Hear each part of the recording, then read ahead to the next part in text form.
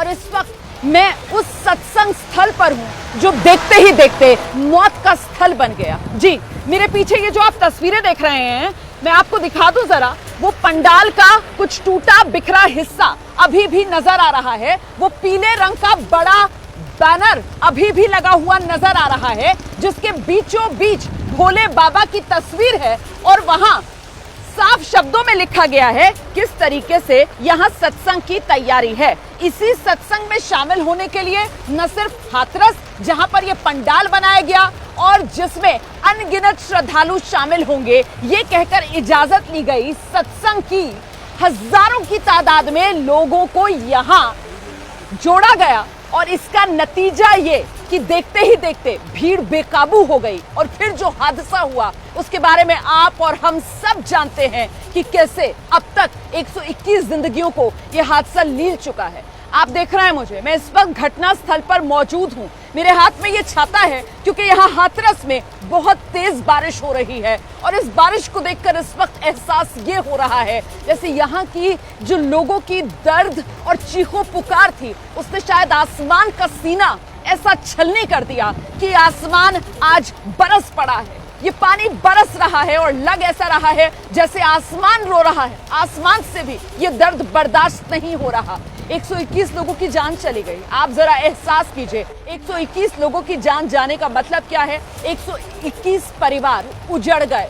मैं आपको तस्वीर दिखाकर जरा समझाती हूँ कि किस तरीके से यहाँ पर यह हादसा हुआ है। तो ये तो वो घटना स्थल है, सत्संग स्थल, जहाँ पर सत्संग चल रहा था। यहीं पर हजारों की तादाद में भीड़ मौजूद थी और देखते ही देखते जब ये सत्संग खत्म हुआ और बाबा यहाँ सत्संग करने के बाद बाहर निकले, तो फिर बड़ी तादाद में जो श्रद्धालु थे उनके पीछे पीछे वो दौड़े। उनकी गाड़ी को फॉलो करते करते गाड़ी इधर सड़क पर आ गई थी और वो श्रद्धालु यहाँ दौड़े। ये जो पूरी सड़क है, यहाँ पर बड़ी संख्या में गाड़ियां पार्क थी और उसी से बीच से जब लोगों का रेला निकल कर आया, तो जरा कैमरामैन दूसरी तरफ दिखाएं। ये देखिए, मैं दूसरा हिस्सा दिखाती हूँ आपको। इस तरफ का ये पूरा हिस्सा है और यहाँ पर फिसलन देखिए, जमीन देखिए किस तरीके से कीचड़ मिट्टी।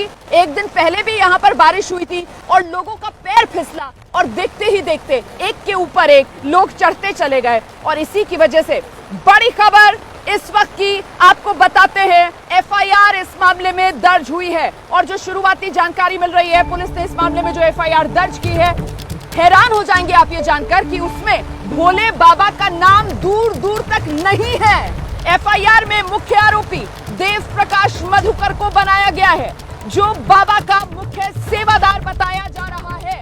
बाबा का नाम इस एफआईआर में क्यों नहीं है, ये सवाल लोगों के मन में है, क्योंकि कल से ही एबीपी न्यूज इस बड़ी खबर पर कवरेज पर बना हुआ है और कल से ही हम आपको बता ये कहा जा रहा है बाबा के नाम पर एफआईआर दर्ज होनी चाहिए, क्योंकि कहीं ना कहीं जिम्मेदारी बाबा की तरफ से ली गई थी। जो आयोजकों ने इजाजत मांगी थी उसमें यहाँ इंटरनल सिक्योरिटी के लिए खुद आयोजकों ने कहा था कि वो जिम्मेदार होंगे और ये दलील प्रशासन की तरफ से भी दी जा रही है कि साहब हमारी जिम्मेदारी तो बाहर की तरफ थी, अंदर की तरफ तो जिम्मेदारी खुद आयोजकों ने ली थी, लेकिन वो जिम्मेदारी तो निभा नहीं पाए ना वो। और ऐसे में सिर्फ जो मुख्य सेवादार है उस पर एफआईआर दर्ज करना और बाबा का नाम उसमें ना होना, ये तो अपने आप में कई सवाल खड़े करता है। और ऐसे में अब मैं आपको लेकर चलती हूँ, हमारे साथ हमारे तमाम सहयोगी इस वक्त मौजूद है। वीरेश पांडे एटा जिला अस्पताल से हमारे साथ जुड़ रहे हैं, रविकांत मैनपुरी में जो कुटीर चैरिटेबल ट्रस्ट है वहां से हमारे साथ है, दीपक रावत हाथरस के बगला मेडिकल कॉलेज से हमारे साथ जुड़ रहे हैं, मेघा उपाध्याय अलीगढ़ के अस्पताल से हमारे साथ जुड़ रही है। आप सोच रहे होंगे ये अलग अलग जिले, जी ये अलग अलग जिले हैं और इस वजह से है क्योंकि हाथरस के आसपास के ये तमाम जिले जहां से यहाँ श्रद्धालु पहुंचे थे सत्संग सुनने के लिए, मतलब सिर्फ हाथरस को ही नहीं बल्कि उत्तर प्रदेश के एक बड़े हिस्से को इस हादसे ने चोट पहुंचाई है और पूरे न सिर्फ उत्तर प्रदेश, देश बल्कि दुनिया को हिलाकर रख दिया है। मैं सबसे पहले आपको लेकर चलती हूँ वीरेश पांडे के पास और जरा जानते हैं वीरेश पांडे से, एफआईआर दर्ज हो रही है, क्या खानापूर्ति की जा रही है? बाबा का नाम इस पे क्यों नहीं? वीरेश,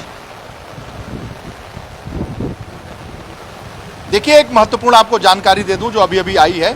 सूचना विभाग की बैठक के बाद मुख्यमंत्री हाथरस के लिए रवाना हो गए, यानी 5 कालिदास पर अपने सूचना विभाग के अधिकारियों के साथ एक बड़ी मीटिंग के बाद मुख्यमंत्री 5 कालीदास आवास से हाथरस के लिए यानी घटना स्थल के लिए रवाना हो गए हैं। और रही बात आपने जो सवाल खड़ा किए, उन्हीं सवाल और जवाब को जानने, उन्हीं रिपोर्ट्स को जानने समझने के लिए मुख्यमंत्री घटना स्थल पर होंगे और जो घायल हैं उनके परिजनों से रूबरू होंगे और जो घायल हैं उनसे मिलेंगे। उन सारी चीजों को इकट्ठा करके जो प्रशांत कुमार और मनोज कुमार सिंह जो मुख्य सचिव हैं इकट्ठा करके रात से रखे हुए हैं और जो उनके मंत्री हैं लक्ष्मी चौधरी और असीम अरुण और संदीप सिंह, जिन्हें मुख्यमंत्री ने कल आनन फानन में भेजा था, इन अधिकारियों और इन मंत्रियों से मुख्यमंत्री रिपोर्ट तलब करेंगे क्योंकि मुख्यमंत्री को रिपोर्ट देनी है। इन सभी को मुख्यमंत्री ने कल भेजा था तो हिदायत दी थी। सवाल बहुत सारे खड़े हो रहे हैं, पुलिस प्रशासन पे खड़े हो रहे हैं,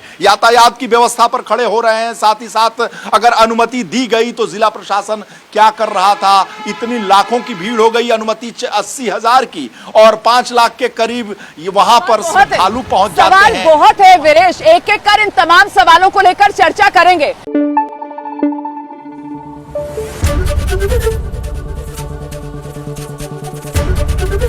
एबीपी न्यूज आपको रखे आगे।